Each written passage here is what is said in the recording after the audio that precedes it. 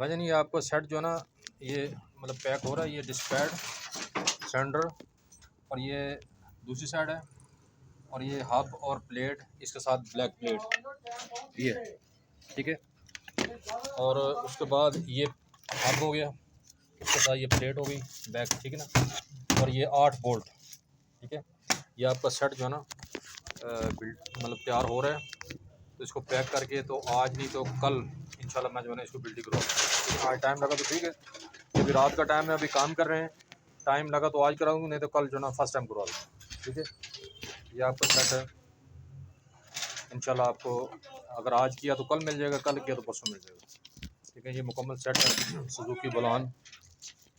और बाकी आपको मैं बिल्टी वगैरह भी सेंड कर दूंगा गुजरात की, ठीक है। तो उसका फ़ोन नंबर और बस का ये वो सारा कुछ जो है ना आपको मैं सेंड कर दूँगा, ठीक है जी।